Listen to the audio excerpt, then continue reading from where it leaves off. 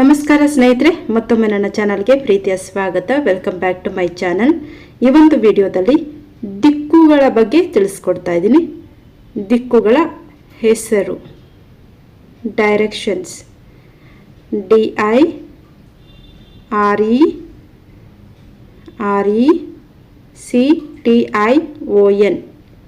ದಿಕ್ಕುಗಳಿಗೆ ಇಂಗ್ಲಿಷಲ್ಲಿ ಡೈರೆಕ್ಷನ್ಸ್ ಅಂತ ಹೇಳ್ತಾರೆ. ದಿಕ್ಕುಗಳ ಹೆಸರು ಯಾವ ರೀತಿಯಾಗಿ ಹೋಮ್ವರ್ಕ್ ಅಥವಾ ಪ್ರಾಜೆಕ್ಟ್ ಕೊಟ್ಟಾಗ ಯಾವ ರೀತಿಯಾಗಿ ಬರೆಯೋದು ನೋಡಿ. ಮೊದಲಿಗೆ ದಿಕ್ಕುಗಳಿಗೆ ಲೈನನ್ನು ಹಾಕ್ಕೊಳ್ತಾ ಇದ್ದೀನಿ. ಟಾಪಲ್ಲಿ ನಮಗೆ ಉತ್ತರ ದಿಕ್ಕು, ಅದರ ಕೆಳಗಡೆ ಡೌನ್ಗೆ ಬಂದಾಗ ದಕ್ಷಿಣ ನೋಡಿ. ಮೇಲೆ ಉತ್ತರ, ಕೆಳಗಡೆ ದಕ್ಷಿಣ. ನೆಕ್ಸ್ಟು ನಮ್ಮ ಬಲಗಡೆಗೆ ಪೂರ್ವ ದಿಕ್ಕು, ಎಡಗಡೆಗೆ ಪಶ್ಚಿಮ ದಿಕ್ಕು. ನೋಡಿದ್ರಲ್ಲ, ಉತ್ತರ, ದಕ್ಷಿಣ, ಪೂರ್ವ, ಪಶ್ಚಿಮ. ಈಗ ಇವುಗಳನ್ನು ಇಂಗ್ಲೀಷಲ್ಲಿ ಏನಂತಾರೆ ನೋಡೋಣ. ಉತ್ತರ ದಿಕ್ಕಿಗೆ ನಾರ್ತ್, NORTH, ನಾರ್ತ್. ದಕ್ಷಿಣ ದಿಕ್ಕಿಗೆ ಸೌತ್, SOUTH, ಸೌತ್. ಪೂರ್ವ ದಿಕ್ಕಿಗೆ ಈಸ್ಟ್, EAST. ಪಶ್ಚಿಮ ದಿಕ್ಕಿಗೆ ವೆಸ್ಟ್, WEST. ಈಗ ಉತ್ತರಕ್ಕೆ ನಾರ್ತು, ದಕ್ಷಿಣಕ್ಕೆ ಸೌತು, ಪೂರ್ವಕ್ಕೆ ಈಸ್ಟ್, ಪಶ್ಚಿಮಕ್ಕೆ ವೆಸ್ಟ್. ಈಗ ನಂತರ ನಾವು ತಿಳ್ಕೊಬೇಕಾಗಿರೋದು ಉಪದಿಕ್ಕುಗಳು. ಮೊದಲು ನಾವು ದಿಕ್ಕುಗಳನ್ನು ತಿಳ್ಕೊಂಡ್ವಿ. ಈಗ ಉಪದಿಕ್ಕುಗಳು ಯಾವ್ಯಾವು ಅಂತ ತಿಳಿಯೋಣ. ಇಲ್ಲಿ ನಮಗೆ ಈಶಾನ್ಯ ದಿಕ್ಕು ಬರುತ್ತೆ, ಈಶಾನ್ಯ ದಿಕ್ಕು. ನಂತರ ಪೂರ್ವ ದಿಕ್ಕಿನ ಕೆಳಗಡೆ ಆಗ್ನೇಯ ದಿಕ್ಕು. ನೆಕ್ಸ್ಟು ವಾಯುವ್ಯ ದಿಕ್ಕು.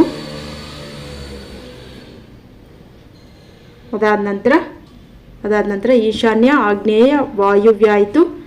ನೆಕ್ಸ್ಟ್ ನಮಗಿಲ್ಲಿ ನೈಋತ್ಯ ನೋಡಿ.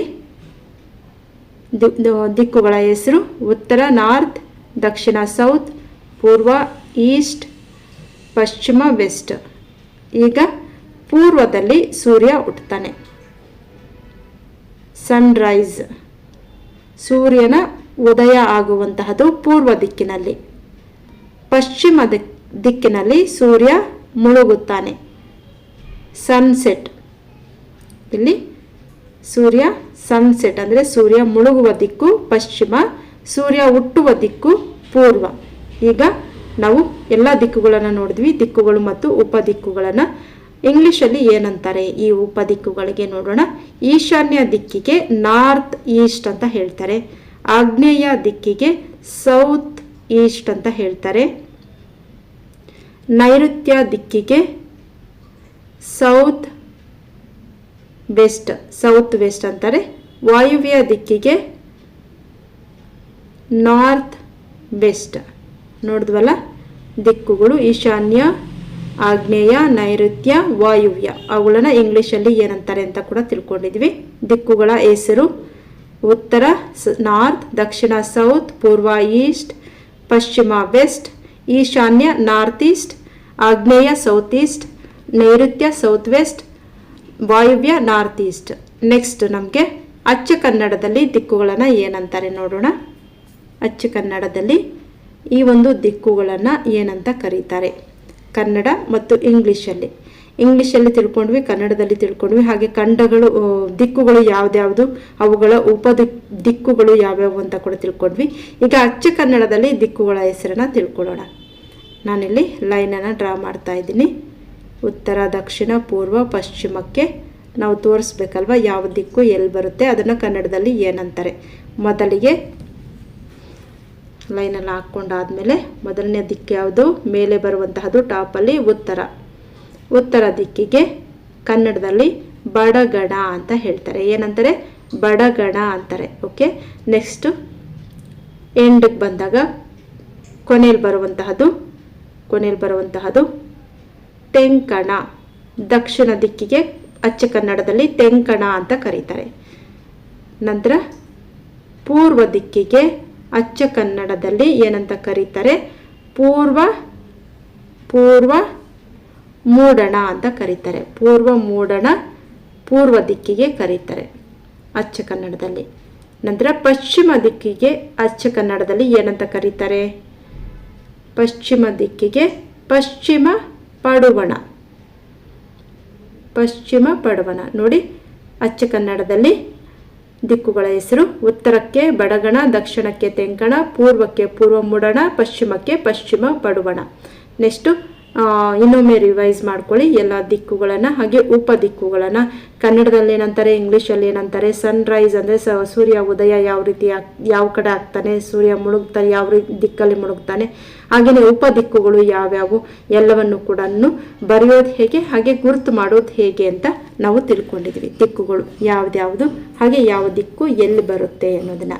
ಹಾಗೆ ಅಚ್ಚ ಕನ್ನಡದಲ್ಲಿ ದಿಕ್ಕುಗಳ ಹೆಸರು: ಉತ್ತರಕ್ಕೆ ಬಡಗಣ, ತೆಂಕಣ, ಪೂರ್ವ ಮೂಡಣ, ಪಶ್ಚಿಮ ಮೂಡಣ, ಪಶ್ಚಿಮ ಪಡುವಣ ಅಂತ ಹೇಳ್ತೀವಿ. ಈಗ ನೆಕ್ಸ್ಟ್ ನಾವು ದಿಕ್ಕುಗಳ ಹೆಸರುಗಳನ್ನು ತಿಳ್ಕೊಳ್ಳೋಣ, ಬರಿತಾ ಹೋಗೋಣ. ದಿಕ್ಕುಗಳು ಮತ್ತು ಅವುಗಳ ಉಪ ದಿಕ್ಕುಗಳು. ದಿಕ್ಕುಗಳು ಮತ್ತು ಉಪ ದಿಕ್ಕುಗಳು ಯಾವ್ಯಾವು ನೋಡೋಣ, ಬರಿತಾ ಹೋಗೋಣ. ಈಗ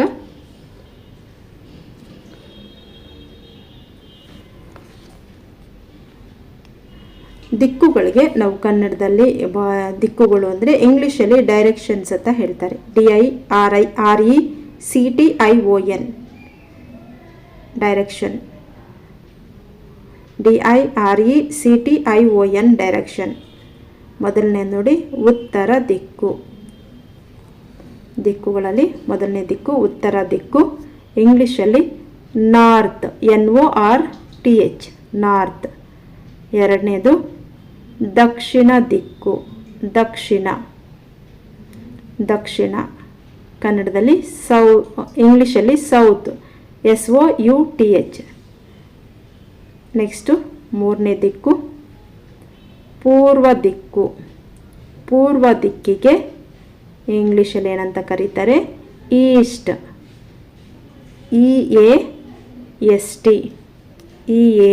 EAST. ನೆಕ್ಸ್ಟ್ ಯಾವುದು? ನಾಲ್ಕನೇದು ಪಶ್ಚಿಮ ದಿಕ್ಕು. ಪಶ್ಚಿಮ ದಿಕ್ಕಿಗೆ ವೆಸ್ಟ್, WEST ವೆಸ್ಟ್. ನೋಡಿ ದಿಕ್ಕುಗಳು ಮತ್ತು ಉಪದಿಕ್ಕುಗಳು. ಒಂದನೇದು ಉತ್ತರ, ನಾರ್ತ್, ದಕ್ಷಿಣ, ಸೌತ್, ಪೂರ್ವ, ಈಸ್ಟ್, ಪಶ್ಚಿಮ, ವೆಸ್ಟ್. ನೆಕ್ಸ್ಟ್ ನಾವು ಉಪದಿಕ್ಕುಗಳು ಯಾವ್ಯಾವು ಅವುಗಳನ್ನು ಕೂಡ ಬರೆಯೋಣ. ಉಪದಿಕ್ಕುಗಳು: ಒಂದನೇದು ಈಶಾನ್ಯ. ಯಾವುದು? ಈಶಾನ್ಯ. ಎರಡನೇದು ಈಶಾನ್ಯಕ್ಕೆ ಇಂಗ್ಲೀಷಲ್ಲಿ ಏನಂತಾರೆ? North East, NORTH north, East, EAST East. ಎರಡನೇದು ಈಶಾನ್ಯ ಆಯಿತು. ಆಗ್ನೇಯ ದಿಕ್ಕು. ಇದನ್ನು ಇಂಗ್ಲೀಷಲ್ಲಿ ಏನಂತ ಕರೀತಾರೆ? ಆಗ್ನೇಯ ದಿಕ್ಕಿಗೆ ಸೌತ್ ಈಸ್ಟ್, SOUTH ಸೌತ್. ಈಸ್ಟ್ಗೆ EAST south east. Okay. Next ಮೂರನೇದು ನೋಡೋಣ. ವಾಯುವ್ಯ ದಿಕ್ಕು. ಈ ವಾಯುವ್ಯ ದಿಕ್ಕಿಗೆ ಇಂಗ್ಲೀಷಲ್ಲಿ ನಾರ್ತ್ ವೆಸ್ಟ್, NORTH ನಾರ್ತ್. ವೆಸ್ಟ್ಗೆ WEST ವೆಸ್ಟ್. ನಾಲ್ಕನೇದು